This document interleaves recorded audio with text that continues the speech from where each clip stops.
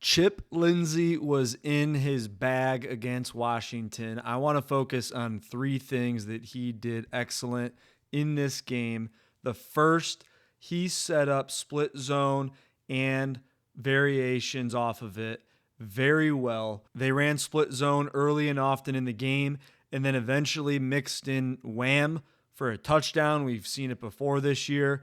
And then he also married the boot and play action game off of the success in the split zone run game. Excellent job with that. He also varied tempo at very specific times. Not often, but they did go up tempo some. And they also went speed break huddle for a touchdown, which confused Washington. And then lastly, he did an excellent job sequencing plays. There's a great 3-play sequence that he called that resulted in a touchdown. And you can see the growth from this offense. Again, we said it last week. The offense has not been nearly as bad as some fans have made it out to be. A few things to clean up. They can always clean up a couple drops. But overall, this offense is definitely progressing forward. Here's split zone offense, zone blocking right. Hoffman slicing the backside end. Very successful run. This time it's Bredesen slicing the backside end. But it wasn't just split zones. They successfully ran split zone over and over again and then added the element of wham. So now they're running what looks like it's about to be split zone. You think the offensive line is all about to zone block left with the backside tackle taking the 3 technique, but instead the backside tackle actually locks on to the end and the slicer actually whams the 3 technique as opposed to the defensive end. Boom, touchdown. We've seen this before in the Wisconsin game, except this time Bredesen was whamming the 2-eye technique instead of the 3 technique. And then it was off to the races with Justice Haynes. Hopefully he's back this week. And the offense didn't just set up wham off of split zone. They did a great job setting off play action. You see here what looks like it's about to be split zone. Watch that linebacker. Oh no, don't do it, don't do it. He wants to stop the run. He presses the line of scrimmage, opens up just enough space for the high-low concept. Bryce with a great football.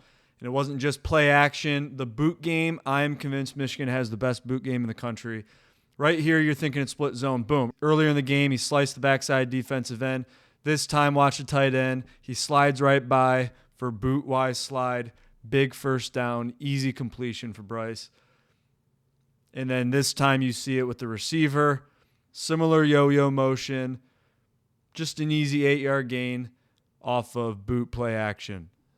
And then this is what I was talking about earlier. They just broke the huddle. They hurry up to the line of scrimmage, get in an interesting formation, boot play action. Washington's misaligned.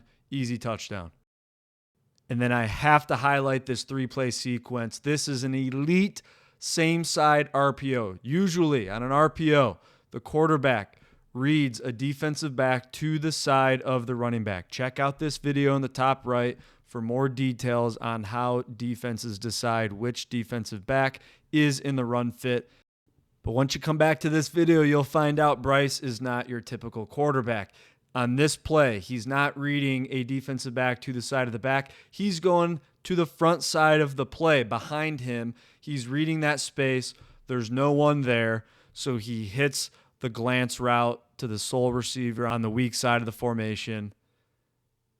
Elite RPO. It adds such a huge element to this offense. And then the very next play, we just showed the end zone copy of that boot-wise slide for a big 17-yard gain. And then the third play for the touchdown. The tight end is being covered man-to-man. They confirmed that with the man-zone ID motion and set up a perfect screen for Andrew Marsh to score a touchdown, capitalizing on a perfect 3-play sequence. And that leads me to Bryce. For you box score stat warriors out there, 21 for 27, 230 yards, 2 touchdowns. Not bad. He did have 6 incompletions. Of those 6 incompletions, he had 1 miss, first play of the game. Probably should have thrown the inside slant, but at least he sailed it where the defense couldn't get it. He threw 2 bullets, as a lot of people complain. He's throwing the ball too hard. That's what a jugs machine is for, but we'll say he threw the ball too hard. He had 2 cover 2 seam drops that were perfect balls. One did get tipped towards the end, but could have been caught. And then he had the 4th and short drop. Biggest emphasis, he had 0 poor decisions. If anything, he should have had 1 more incompletion when he scrambled and didn't throw the ball out of bounds, and he made it 3rd and 11, which he then made an elite throw for a first down right after anyway. So going 21 for 27 would have obviously been better without any drops. But yes, he should have had 1 more incompletion. And it wasn't just the stats, it was the way he did it. He's so good with the movement game, the drop back game, and the RPO game. And most importantly, as he's maturing in his freshman year, he's becoming more and more decisive, not afraid to check the ball down. Andrew Marsh had all the credit on this highlight reel, and rightfully so. This was an elite catch. But I want to rewind it and show you what Bryce is looking at. He sees cover 3. Now, all the social media warriors out there wanted Bryce to, quote, lead his receiver right into the post safety for an interception. But Bryce doesn't listen to the haters out there. He knows what he's doing. He goes back shoulder on a seam route to lead his receiver away from the post safety. Marsh makes it an even better play with the one-handed catch. Perfect decision, perfect ball by Bryce. And speaking of perfect throws, no words for this one. With the hand in his face, an elite throw. And then I think you'll see this drop back game grow more and more and more. When you see Bryce make smart, decisive decisions, he's quick to go through his progression and recognize that no one's open, go to his check down. I feel very good about the way that this offense is trending, and I look forward to seeing what the next setups are by Chip Lindsey as he's driving this Ferrari in Bryce Underwood. And now to the defense. We know they had a really rough week in California at USC. This week, Wink and the crew corrected the vast majority of their mistakes. Wink got the call in much earlier. That allowed the defense to get set and play sound, fundamental football. They also ran fewer pressures and simulated pressures, which allowed the linebackers to play very gap sound and not be constantly blitzing or making up for blitzers. And then he also had an answer for quarterback run, which is a huge improvement from that Oklahoma game weeks back. Starting with that run defense, when they're set, they play very sound. They get off blocks, no defensive line movement, just sound fundamental block destruction. And then again, here's the answer to quarterback run. Always had eyes on him. Good mesh charge by the end, and then a linebacker scrape. And now onto the pressures and simulated pressures. This game had a very good sample size of what happened when Michigan sent pressure. Here, they're sending 2, dropping 1. And anytime you're sending 1, especially 2, you got to fill the space and coverage. Left a little opening. First down, Washington. Here's another one, blitzing the will linebacker, just running a cover 3 fire zone. Again, anytime you're blitzing someone, that's 1 fewer defender in coverage. Sure enough, they convert for a first down. Another 5-man pressure here. Similar risk, similar reward.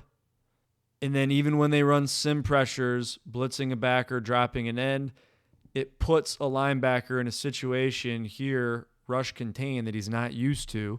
Quarterback gets out, gains some yards.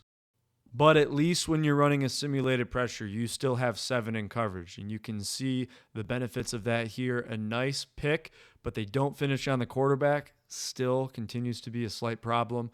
But with 7 in coverage, nobody's open, so it ends up being fine. Here's another simulated pressure, blitzing the linebacker, dropping the boundary end. They run a screen. Barham makes a great play. So they did have success with simulated pressures, much more than they did with actual 5-man pressures, forcing the fumble at the end of the game on a simulated pressure. So continuing to run simulated pressures here and there is not a bad thing. But the most success Michigan had is when they rushed 4 and had the regular 7 in coverage, all defensive backs and linebackers. The pass rush is so good, they don't need to mix things up as often as they had been in the past.